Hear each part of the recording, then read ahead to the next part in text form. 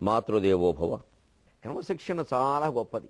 అప్పుడప్పుడు అది తప్పించడం కూడా గొప్పది. మనం ఏదో ఒక ప్రణాళిక వేసుకుని పనిచేయడం ఎప్పుడూ మంచిదే, చాలా గొప్ప విషయం. ప్రణాళికాబద్ధంగా పనిచేసేవాడి జీవితం పుష్పక విమానం లాంటిది. పుష్పక విమానంలో ఎంతమంది ఎక్కినా ఇంకోటికి చోటు ఉంటుందట. ఒక ప్రణాళికాబద్ధంగా పనిచేసేవాడు ఎన్ని పనులు చేసినా ఇంకో పని చేయగలుగుతాడు. దాని సమయం దానికి ఉంటుంది. ఎలా ఉంటుంది? ఈ పనుల కోసం కేటాయించిన సమయం ఉంటుంది ఖచ్చితంగా. ఈ సమయంలో ఈ పని రాసేసుకుని ఇంచుమించుగా ఒక 5 నిమిషాలు 6 నిమిషాలు పర్వాలేదు, కానీ మొత్తం ఇంకా మార్చేయకూడదు. ఇంకా అలా చేసామనుకోండి పద్ధతిగా, అప్పుడు ఏదైనా పీక మీదకి వచ్చిన పని ఉందనుకుందాం, దానికోసం ఈవేళ ఏ పని చేయకపోయినా పర్వాలేదు అని 1-2 పనులు దాంట్లోంచి తీసి ఆ ప్రణాళికలో ఈ పనులు పెట్టామంటే పనులు అయిపోతాయి. ఆందోళన ఎక్కడుంది? ఓ ప్రణాళిక లేకుండా అలా గంటల తరబడి ఏం చేస్తున్నామో తెలియకుండా మధ్యలో టీలు తాగుతూ మాట్లాడుతూ ఏవో చేసుకుంటూ చివరికి సాయంత్రం వేసేసరికి కంగారు పడిపోతే మరి ఇంక 1 గంట వరకు పనిచేసి మళ్ళీ లేవలేక పొద్దున్న కూర్చుని అప్పుడేమో హడావిడిగా పరిగెత్తి ఎలా కుదురుతుందండి? అంటే ఈ ప్రణాళికాబద్ధ జీవనానికి అప్పుడప్పుడు మనం ఏం చేయాలంటే సరదాకి ఏ ఆదివారాల్లోనూ లేకపోతే నెలకు 1 రోజు 2 రోజులు ఈ రోజు నా ప్రణాళిక మొత్తం రద్దు, నేను అలాగే చేస్తాను. ఇంటూ 5:30 నుంచి నాకు 10 వరకు ప్రణాళికాబద్ధంగా ఉంటుంది. ఇంట్లో ఉంటే బయట ఉన్న దాని ప్రణాళిక దానికి ఉంటుంది. ఒక్కోసారి మాత్రం కావాలనే ఏ ఊరో వెళ్ళినప్పుడు, ముఖ్యంగా భార్యా పిల్లలతో వెళ్ళినప్పుడు వారి ఆనందం కోసం మనం ఉన్నాం ఇక్కడ. మనం ఓ నిబంధనలు పెట్టి వాళ్ళని చంపకూడదు. వాళ్ళతో సరదాగా తిరగడానికి వెళ్ళాము, అప్పుడు ఏదో అరగంటకు పుస్తకం అంటే భార్య ఎందుకు పక్కనే? పైగా భార్యను సరిగ్గా అర్థం చేసుకుంటే మొత్తం చతుర్వేదాలు చదివినట్టే. ఇంక అంతకంటే గొప్ప చదువు ఇంకోటి లేదు అసలు. అందుకని సరదాగా గడుపుతాం. ఆవిడ మొత్తం రద్దు, నీతో తిరగడానికి మేము ఉన్నామయ్యా హాయిగా అంటే బ్రహ్మానంద పడతారు. అయిపోయాయి. మనకు కావలసింది వారి ఆనందం, వారికి కావలసింది మన ఆనందం, ఇంకేమిటండి? ఇలా అప్పుడప్పుడు ఆ ప్రణాళికను పక్కనట్టేస్తే బాగుంటుంది. అందుకని మనం కొన్ని ప్రత్యేక భాగాల్లో కనీసం 50 భాగాలకు ఒకసారి ఒకటి, ఇంకేమైనా ప్రత్యేకమైన భాగాల్లో పక్కనట్టు వేరేవి చెప్పుకుందాం. అవి కూడా జీవితానికి ఉపయోగపడేవి. ఆ సరదా అంతా రేపు మీరు చూద్దురు. కానీ దైవ ప్రార్థనలో ఉండే చమత్కార పద్యాలు సహా అనేక రకాలు, చలికాలం సహా అన్నీను, నూతన సంవత్సరం సహా. దానికంటే ముందు ఒక ఏదో భోగి పండుగ అంటారు, క్రిస్మస్ ఈవ్ అని కూడా అంటారు. ఆ ముందు రోజున ఈవ్ అంటారు వాళ్ళు, మనమేమో భోగి అంటాం. సంక్రాంతికి ముందు భోగి అంటే తయారీ. దానికంటే ముందు ఈ భాగంలో ప్రధానంగా భగవంతుడు మనకి చెప్పినటువంటి దానాల్లో తమో గుణ సంబంధమైన దానం, తామస దానం అంటారు. ఈ దానం చాలా విచిత్రమైంది, గమనించండి. మనలో చాలామందివి సాత్విక దానం చేస్తున్నామో, రజో దానం చేస్తున్నామో, రాజస దానం చేస్తున్నామో లేదు, కానీ చాలామంది తామస దానం చేస్తున్నాం. తామస దానం అదేశకాలే యద్దానం అపాత్రేభ్యశ్చ దీయతే అసత్కృతం అవజ్ఞాతం తత్తామసముదాహృతం. ఒక్కసారి మనం గమనించాల్సిందండి, దానం అంటే మనం ఇవ్వవలసిన దానికంటే కన్న కొడుక్కి, కూతురికి, భార్యకి, భర్తకి ఎక్కువ ఇచ్చినా కూడా అది దానమే కింద లెక్క. బాధ్యత మేరకే ఇవ్వాలి, అంతకంటే ఇవ్వకూడదు. ఇస్తే నువ్వు దానం ఇచ్చినట్టే. అప్పుడు ఆ దానం మంచి ప్రదేశమా కాదా, మంచి కాలమా కాదా, ఆ వ్యక్తి మంచివాడా కాదా, ఈయన చూసే ఇవ్వాలి. మనం చాలామంది ఏదో దారిపోయే బిచ్చగాళ్లకో ఎవరికో ఈ తామస దానం చెయ్యమండి. అక్కడ చూసే చేస్తాం, 100 ఆలోచిస్తాం. ఒకవేళ ఆలోచించకుండా చేసినా దానివల్ల పాపం రాదు, ఎందుకంటే ఆయన ఏం చేస్తాడో మనకు తెలియదు. ఏదో ఫోన్లే జాలేసింది ఇచ్చాం. ఏదో ప్రభుత్వ కార్యాలయాలు ఉంటాయి, ఆ మెట్లు ఎక్కుతూ అస్తమానం ఏ టెలిఫోన్ ఆఫీసులో ఉంటాయి, ఈ బాగా తరచు పెడుతూ ఉంటారు, జనం వస్తూ ఉంటారు. అక్కడ ఎవరో ముసలావిడ కూర్చుంటుంది, ఏం చేస్తుంది, దాని బతుకు వెళ్ళట్లేదు. పిల్లలు ఏమయ్యారో తెలియదు, ఏం చేశారో తెలియదు. ఆవిడ్ని ఓ సంచి పట్టు కూర్చుని అలా అయ్యా ఏం చేస్తామని ఇప్పుడు పాత్ర అపాత్ర ఆలోచిస్తామా? ఓ 10 రూపాయలు పడేస్తే అయిపోయాయి. మన తల్లే అనుకుందాం, పడేద్దాం, ఏమిటంట. ఇంటికి తీసుకొచ్చి ఎలాగో పెట్టుకోలేము. ఫోన్లే ఓ 10 రూపాయలు ఇచ్చి ఆ పూట తింటుంది, ఏదో 2 ఇడ్లీ తింటుంది కడుపు నిండా. దీనికి అంత ఆలోచించాల్సిన పని లేదు. ఇది అపాత్రదానం కాదు. ఒకవేళ ఆ ముసలావిడ స్థానంలో ఇంకెవరో ఉండి వాడు ఏదైనా రకరకాల పనులు చేసినా, చుట్టా బీడీ కలిసి మనకు సంబంధం లేదు. మనకి జాల వేసేలా ఉంటే పరిస్థితి అది చేసేడు. కొంతమంది అలాగా దుఃఖంలా ఉండి అడుక్కుంటున్నారు. ఈ నక్షత్రం అంటే దారుణం. ఏదో పని చేసి చేసుకోవాలి, కానీ ఇదేమిటి ట్రాఫిక్ సిగ్నల్ దగ్గర ఉంటారు, ఏమీ లేదు లోపం, హాయిగా ఉన్నారు, ఏదో పని చేసుకోవచ్చు. పైగా బోల్డ్ పనులు దొరుకుతున్నాయి. ఇవాళ కూలి పనులు లేక వ్యవసాయం ఆగిపోతుంది. వీళ్ళందరూ కూలి పని చేసుకోకూడదండి, చేసుకోరండి, బాగా అలవాటైంది వాళ్ళకి. ముఖ్యంగా గుళ్ళ దగ్గర మెట్ల మీద ఉంటారండి, వీడు ఎవరికి వెయ్యకపోయినా నష్టం లేదండి. అసలు గుళ్ళ దగ్గర మెట్ల మీద నేను చూస్తున్నా అంత దుఃఖంలా ఉండే గ్యాంగ్, కాషాయం వాడు కట్టేయడం, కూర్చోవడం అక్కడ. వ్యాసువ గారు పద్యం రాస్తాడు ఒళ్ళు మండి ఇక్కడ. ఆశల్ రేపు దిరిప్పుడున్ గురులు ముందు ఆకాశ సింహాసనాధ్యాసీనత్వము సంఘటించునిది నిక్కంబంచు ఈ బీసీ నాటి పురాణ గాథలు వృషావేశంబు తగ్గించు మా దాసత్వంబు స్థిరీకరించుడు పరంధామంబు మాకేటికిన్.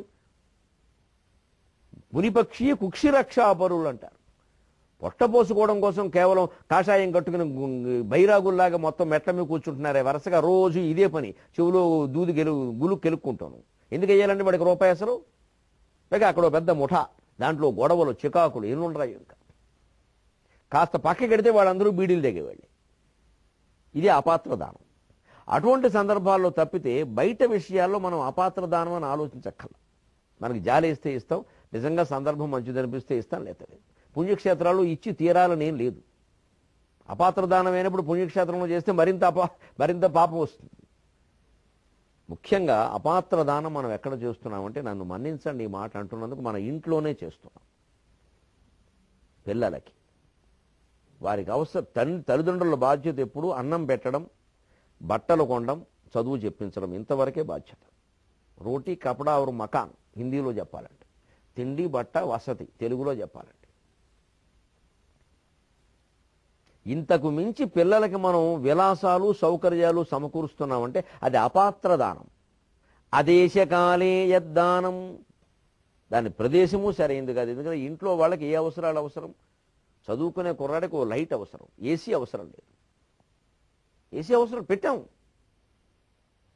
వాడి గదిలో టీవీ అవసరం లేదు, హాల్లో ఉండాలి టీవీ. వాడు అక్కడికే వచ్చి చూడాలి, మనం చూడమన్నప్పుడే చూడాలి, మిగిలినప్పుడు పోవాలి. వాడికి స్వేచ్ఛ ఉంటే ఇంకేమిటండి, ఆయన చూడకూడదు అని చూస్తాడు. వాడికి బట్టలు అవసరమే, విద్యార్థికి అవసరమైన బట్టలు. మహా అయితే మామూలుగా దొడుకుందుకు ఇంకో 4-5 జతలు. కానీ కొనమన్నదల్లా ఇది అపాత్రం కాదా? అకాలేభ్యశ్చ, అకాలి అంటే కాలము కానిక, అంటే ఆపత్కాలంలో దానం ఆపద లేకపోయినా చేస్తున్నాం. ఎంత ఖర్చు పెడుతున్నాం పిల్లల కోసం? ఏదో సరదాగా అలా తీసుకెళ్తారు. మమ్మీ డాడీ షోరూమ్, ఓ ఎలుగుబంటి బొమ్మ, అది భయంకరంగా ఉంటుంది, అది 1000 రూపాయలు కొనేస్తారు వెంటనే. ఇది ఖచ్చితంగా అపాత్ర దానం. ఎందుకు కొంటారో నేను చెప్తాను మొహమాటం లేకుండా. ఆ ఎలుగుబంటి ఇచ్చేస్తే వాడు ఆడుకుంటూ ఉంటాడు, మనం ఎలుగుబంటిలో బయట తిరగచ్చు. తల్లిదండ్రులతో గడపాల్సిన వయస్సు వాడిది. తోటి పిల్లలతో ఆడుకునే అవకాశాలు ఎలాగోలో. అపార్ట్మెంట్ దిక్కుమాలిన సంస్కృతి వచ్చాక ఆడుకునేది ఎక్కడండి అసలు? ఆడుకొనిస్తేగా మనం. అందుకని వాళ్ళకి ఎలుగుబంట్లు కొనిద్దాం. టెడ్డీ బేర్ బొమ్మలు, గిడ్డీ బేర్ బొమ్మలు, 100 రకాలు, లాఫింగ్ బుద్ధ, ఇంకా ఏడిపింగ్ సిద్ధ, రకరకాల ఇంక బొమ్మలు. ఏదో ఒకటి కొనిచ్చేస్తే వాడు అది పట్టు కూర్చుంటాడు. ఇంకా అదేశకాలే పాత్రేచ అదేశకాలే యద్దానం అపాత్రేభ్యశ్చ దీయతే అసత్కృతం అవజ్ఞాతం తద్దానం తామసము స్మృతం. సరైన ప్రదేశము కాదు, సరైన కాలము కాదు. పిల్లాడికి ఏ వయస్సులో కాలం అంటే ఏమిటి? ఇక్కడ పిల్లాడి దృష్టిలో కాలం అంటే వేసవకాలం, శీతకాలం కాదు, ఆపత్కాలం కూడా కాదు. రోగం వస్తే మనం చేయించమా వైద్యం? తల్లిదండ్రులు కాకపోతే ఎవరు చేయిస్తారు? అంటే ఆపత్కాలం కూడా కాదు. ఇక్కడ పిల్లాడి విషయంలో అకాలము అంటే అర్థం వాడికి ఆ వయస్సు ఎంతండి, వాడికి ఏ వస్తువులు అవసరం అండి. 7వ తరగతి పిల్లాడికి ఫోన్ ఎందుకండి? 10వ తరగతి పిల్లాడికి బండి ఎందుకండి? ఆ ఫోన్ కూడా స్మార్ట్ ఫోన్ ఎందుకండి? ఇది అకాల దానం కాదు. ఇది వాడికి ఆ వయసులో ఫోన్ అవసరమా? స్మార్ట్ ఫోన్ అవసరమా? పోనీ అంతేదో పోనీ ఎక్కడో హాస్టల్లో ఉన్నాడు లేదా దూరంగా ఉన్నాడు అంటే 1500 రూపాయలు నోకియో ఫోన్ కొనుక్కోమని నా జేబులో ఉన్నది అదే. నేను మడిపోతే అదే కొంటాను నేను. చెట్టు దెబ్బతినలో 6 ఏళ్ళు అయింది. తెందో వాడే విధంగా వాడితే తెందో. నోకియో ఫోను నాది, ఏమి లేదు ఇందులో. ఓ సింబుల్ ఉంటాయి అంతే, మామూలుగా ఉంటాయి చాలు. ఆన్ ఆఫ్ చాలు, మెసేజ్ చాలు, ఇంకేం అక్కర్లేదు. దాంట్లో అన్నీ ఉండాలా చెడిపోవడానిక? నాకైతే సమయం పోతుంది. నేనేం చెడిపోను కానీ సమయం. నేను వాట్సాప్లో ఉండి, ఫేస్బుక్లో ఉండి, ట్విట్టర్లో ఉండి, రోజు అందులో ఏదో ఒకటి పెడుతుంటే ఒక 100 మంది పెడతారు అక్కడ. 100, 1000, 1,00,000 కూడా. మన వ్యాఖ్యానం అలా ఉంది వేళ. మనకి ప్రమేయం లేకుండానే ఎవరెవరో పెడుతుంటే మొత్తం వెళ్ళిపోతుంది. నేనే పెట్టడం మొదలు పెడితే నా నెత్తిమీకి వస్తుంది ఈ తద్దినం అంతా. వీళ్ళందరికీ జవాబు ఇవ్వాలి మళ్ళీ. దీని మీద మీ అభిప్రాయం ఏమిటి? వాడు ఏదో పంపడం, మనం ఏదో చెప్పడం. నేను చెప్పేవని ఇందులోనే చెబుతున్నాను. విన్నవాడు వింటాడు, లేనివాడు లేదు. సుఖంగా ఉన్నాను నేను. అందుకని వీరందరికీ చెప్పడం, ఇదంతా ప్రచారం అవడం, వీరందరినీ బాగు చేయడం నా విధి అనుకుంటే నేను కుళ్ళిపోతాను. నాకు తెలుసు ఆ విషయం. నేను యోగ వాసిష్టం రోజు చదువుకుంటాను. ఎప్పుడు అందులో అందరినీ ప్రేమించవలసిందే, దేని మీద ఆసక్తి ఉండదు. అవసరం కాబట్టే చెబుతున్నాం. నవజీవన వేదం చెబుతున్నది నా అవసరం కోసం కాదు, మీ అవసరం కోసం. నాకేం మొహమాటం లేదు. ఏ కార్యక్రమాలు, ఏ ఉపన్యాసాలు, ఏ సభలు, అసలు ఈ జీవితమే ఏ క్షణం ఆగిపోయినా సిద్ధంగా ఉన్నాం. పరమానందంగా ఉన్నాం. ముక్త స్థితిలోనే ఉన్నాం, ముక్త స్థితిలోనే ఉంటాం. వెళ్ళిపోతామని నేను అనుకోవట్లా. ఎక్కడైనా ఉంటాం, అంతటా నిండి ఉంటాం. శ్రీ మహావిష్ణువులో కలిసిపోయి ఉంటాం. సగర్వంగా ఆత్మవిశ్వాసంతో చెబుతున్న యోగ వాసిష్టం చదివిన వ్యక్తిగా ఏమి చింతలేదు దాని గురించి. ఇవన్నీ ఇతరుల కోసం అంతే. నడుస్తుంది నడవని. చేల్తే కన్నాం గాడి వర్తయేవచ కర్మణి. ఆగిపోయినా ఏమీ బెంగలేదు. దేని గురించి? ఇదే జీవితం. అందుకని అదేశకాలే యద్దానం. ప్రదేశము సమయము వారికి అవసరమైన వయస్సే కదా. కాలం అంటే వయస్సు ఇక్కడ. అంతేకాదు అపాత్రేభ్యశ్చ. 7వ తరగతి వాడికి 10వ తరగతి వాడికి ఫోన్లు బండి కొనిస్తున్నామంటే అపాత్రమా కాదా? వాడికి ఏం అవసరం? క్లాసు చదువు అవసరమే. ఏసీ క్లాసు రూమ్ అవసరమా? ఏసీ బస్సు అవసరమా? ఇది అపాత్రదానం కాదు. అసత్కృతం అవజ్ఞాతం స్పష్టంగా చెబుతున్నాడు పరమాత్మ. సత్కారం లేకుండా ఇవ్వడం అంటే మనకి ఇది పిల్లలకు సంబంధించింది కాదు. బ్రాహ్మణులకి రకరకాల కార్యక్రమాల్లో దానాలు ఇస్తారు. సత్కరించి గౌరవంగా దండం పెట్టి ఇవ్వాలి. ఏదో విసిరేసినట్టు చేయకూడదు. పారాయణలో వెయ్యి పోతాడు ఆయన. ఇంతకంటే అపవిత్రం ఇంకోటి లేదు. అంతకంటే ఇవ్వడం మానేయి. అంచేత సత్కృతి లేకుండా దానం చెయ్యకూడదు. పూర్వం నుంచి మనకున్నది ఒక కార్యక్రమానికి ఎవరైనా పిలిచినా మనం పారితోషికంగా ఇచ్చినా ఊరికే ఏదో రిక్షావాడి చేతిలో డబ్బులు పెట్టినట్టు పెట్టకూడదు. దాన్ని తమలపాకులో పెడతారు. కనీసం ఒక కవర్లో పెడతారు. తమలపాకులు ఒక్కలు అన్ని చోట్ల దొరకపోవచ్చు. దాన్ని ఒక కవర్లో పెట్టాలి పద్ధతి. అందుకని జేబులో ఉంచండి లంచమా? అలా ఇవ్వకూడదు. అలాగే అవజ్ఞాతం. అవజ్ఞ అంటే అవమానం. అవమానకరంగా ఇందాక చెప్పుకున్నామా మనం. అపారాయణ పోతాడు, చిన్న వదిలిపోతుంది.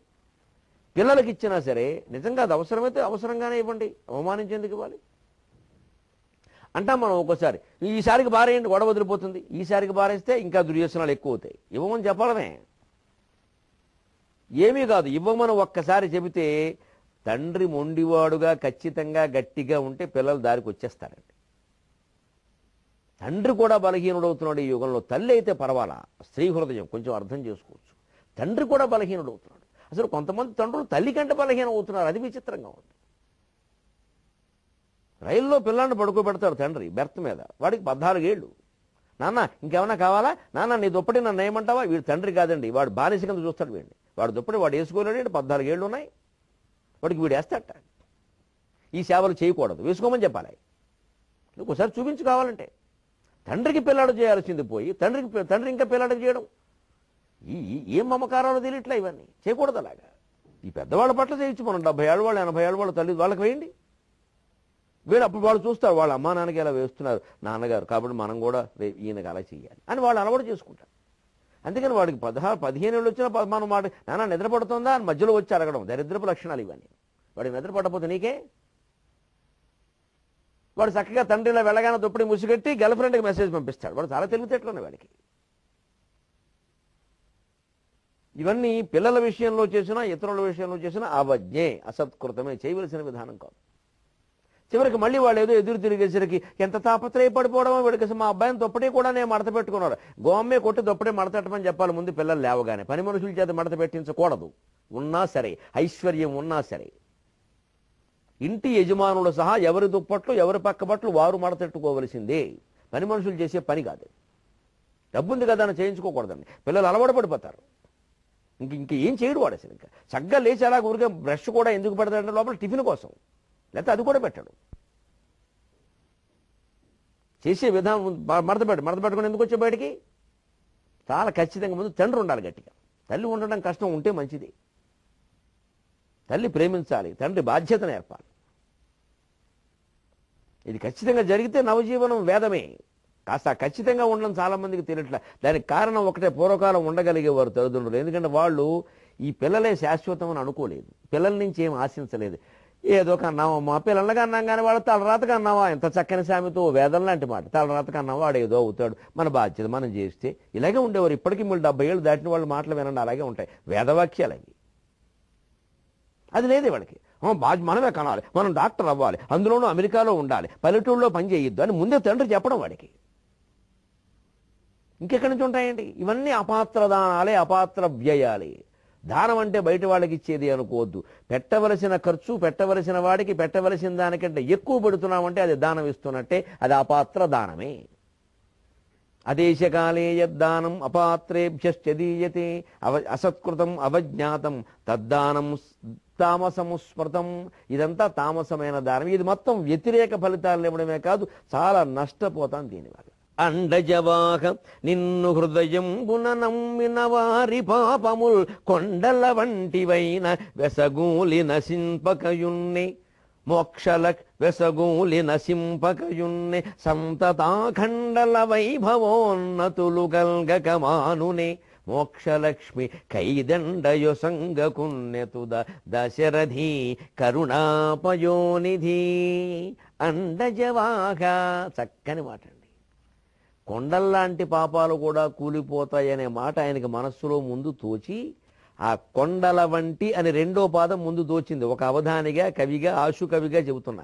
పద్య నిర్మాణం ఎలా ఉంటుందో ఆసక్తి కలిగిన వారి కోసం. కొండల వంటి పాపాలు కూడా కూలగొట్టేసే శక్తి రామచంద్రమూర్తికి ఉంది. కొండల వంటి అనే ఊహ రాగానే ఉత్పలమాల, ఎలాగూ దాశరథి కరుణాపయోనిధి అనే పద్యం ఉత్పలమాలలోను చంపకమాలలోను తప్ప మరో దాంట్లో రాయడం సాధ్యం కాదు. ఆ మొకటం ఉండాలంటే అంతే. అందుకని ఉత్పలమాల కొండజం, కొండ అని రావాలి, అంటే సున్నా డా రావాలి. అందుకని అండజవాహ అని మొదలుపెట్టాడు. అండజము, అండము నుండి పుట్టేది పక్షి, పక్షి వాహనంగా కలిగినవాడు. దీన్నే పామిడి తురగపు పాదము అన్నారు అన్నమాచార్య కీర్తనలో. పామిడి, ఇడి అంటే శత్రువు లేకుండా చేసేదని అర్థం, వైరి అని. పామిడి, పాములకు శత్రువు గరుత్మంతుడు. గరుత్మంతుడే తురగంగా వాహనంగా కలిగిన వాడు. పామిడి తురగపు పాదము, గరుత్మంతుడు సేవించేటువంటి పాదం అని. అలాగే అండజవాహ, గరుత్మంతుడు వాహనంగా కలిగిన వాడు. గరుత్మంతుడు అంటే కేవలం విష్ణుమూర్తిని మోసేవాడు కాదండి.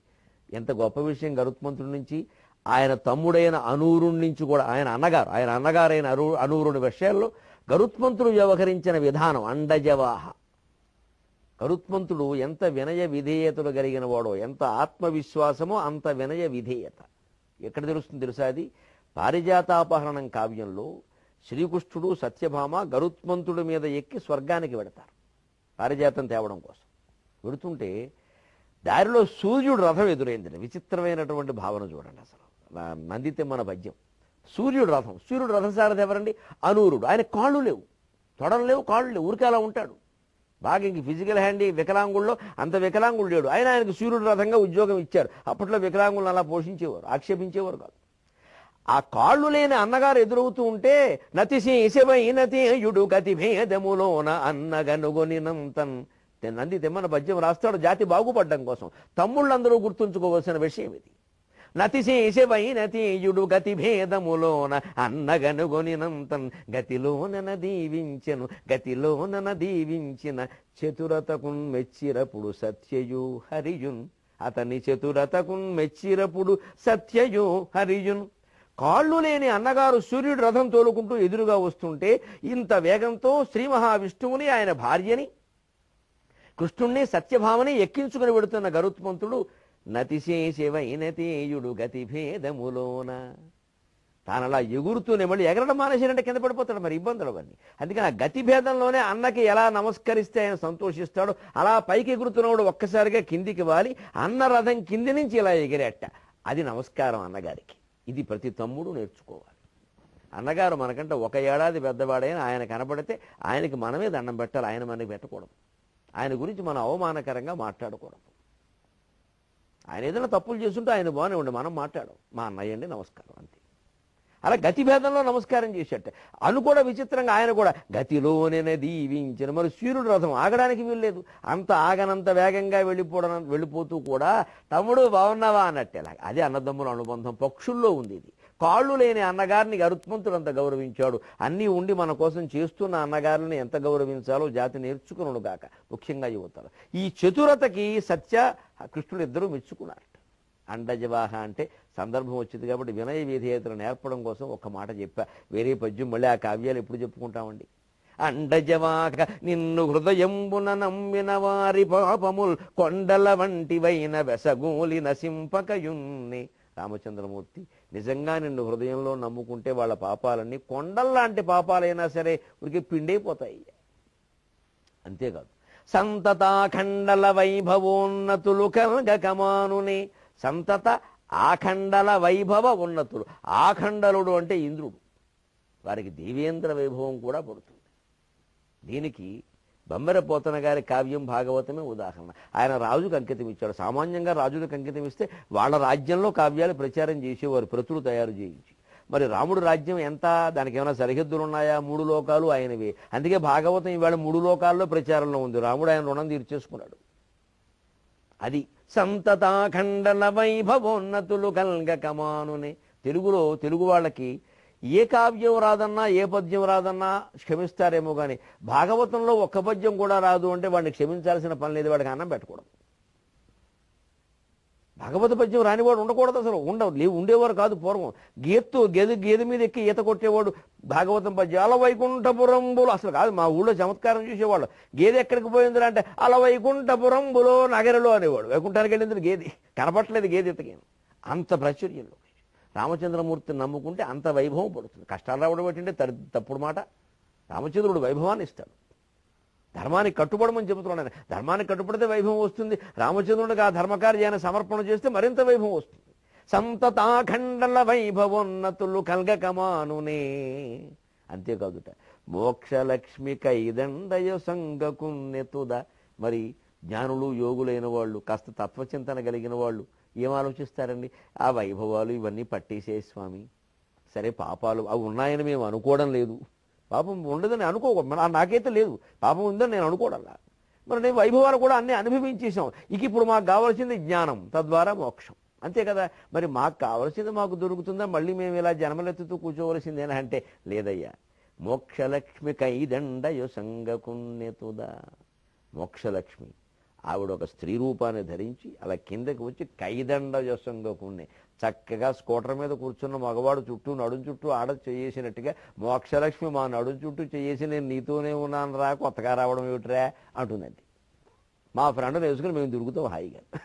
మా ఫ్రెండ్ మోక్షలక్ష్మి నిత్యం విముక్తంగా జీవన్ముక్త స్థితిలో ఉండి ఆనందంగా ఉండడమే మోక్షలక్ష్మితో సహవాసం. దాన్ని శృంగారపరంగా చెప్పుకున్నాం సరదాగా అంతే. ఇది దాశరథి శతకం ప్రయోజనం. అండజవాక నిన్ను హృదయమున నమ్మిన వారి పాపముల్ కొండల వంటివైన వెసగూలి నశింపకయున్నే. సంతతాఖండల వైభవోన్నతులు కల్గకమానునే. మోక్షలక్ష్మి కైదండయు సంగకున్నెతుద దశరథి కరుణాపయోనిధి. ఈ దాశరథి అనడంలో ఉద్దేశం అండి ఏమిటి? దశరథుని కుమారుడు అని ప్రత్యేకించి దాన్ని మకుటంగా స్వీకరించడం ఏమిటి? తండ్రి వ్యామోహంలో ఇచ్చాడో, ఆవేశంలో ఇచ్చాడో, అవసరార్థంలో ఇచ్చాడో ఒక వరం భార్యకి ఇస్తే ఆవిడ సవత్తల్లైనా సరే నువ్వు ఎంతమందినో చేసుకుని ఏవో వరాలు ఇస్తుంటే మేము తీరుస్తూ కూర్చోవాలా, నీ అప్పుల నేను మాకేం పని లేదా అనకుండా సవత్తల్లైనా ఆవిడ్ని చేసుకోవడంలో ఆవిడతో గడపడంలో ఉండేటువంటి తప్పులు ఒప్పులు నాన్నగారికి సంబంధించినవి, నాకు సంబంధం లేదు. అందులో యువకులు అర్థం చేసుకోవాలి. తప్పులు చేసినటువంటి తల్లిదండ్రులను ఆక్షేపించకూడదు, అంతకంటే పాపం ఇంకోటి లేదు. వారి పాపాన్ని ఎలాగూ వారు అనుభవిస్తున్నారు, మళ్ళీ మనం ఆక్షేపిస్తే ఇంకెంత కుళ్ళిపోరండి. ఆ చేసిన వారికి కూడా మనం వారి పట్ల మన ధర్మం మనం చేస్తే, ఒరే నేను నా తండ్రికి ఎప్పుడు ఇలా చేయలేదురా, నువ్వు నాకు చేస్తున్నావురా, నేను అంత అదృష్టవంతుడురా అని కొడుకుని చూసి తండ్రి అంటే ఆ కొడుకు జీవితం ధన్యమైపోయినట్టే. అదేమి నాన్నగారు అలా అంటారు, మీకు చేయడం మా బాధ్యత అని అంటే పరవశించి ఆయన తప్పులని తెలుసుకుంటాడు ఖచ్చితంగా. అప్పుడు తెలుసుకోవడం వల్ల, పశ్చాత్తాపం వల్ల ఆయన హృదయం పరిశుద్ధమే, ఆ పాపాలు కూడా పోయి ఆ విముక్తమైన హృదయంతో తండ్రి కొడుకును ఆశీర్వదిస్తాడు. ఇంకెంతకంటే ఏం కావాలి జీవితంలో? అంతేగాని వాళ్ళ తప్పులు వాళ్ళ ముందు ఏదో గుదిగుచ్చినట్టు చెబుతూ ఉండడం, మన ఏదైనా వాళ్ళు అనేసరికి నువ్వు మాకు చెప్పొచ్చావు అన్న తప్పండి. పిల్లల నోట ఈ మాట రాకూడదు. తల్లి తప్పు చేసినా తండ్రి తప్పు చేసినా వాటిని వాళ్ళ తల్లిదండ్రులు అనొచ్చు కానీ మనం అనకూడదు. అదే దాశరథి. ఎప్పుడూ రాముడు దశరథుడు తప్పుల గురించి మాట్లాడు. అందుకని శతకానికి మొకటమైంది ఆ నామం దాశరథి అనేది. ఇది తెలుగు శతకం, ఇది తెలుగు పద్యం. అటువంటి తెలుగు భాషలో మనం మాట్లాడుతూ ఉందాం. మళ్ళీ 23:30 గంటల్లో కలుసుకుందాం. అంతవరకు తెలుగులోనే మాట్లాడదాం.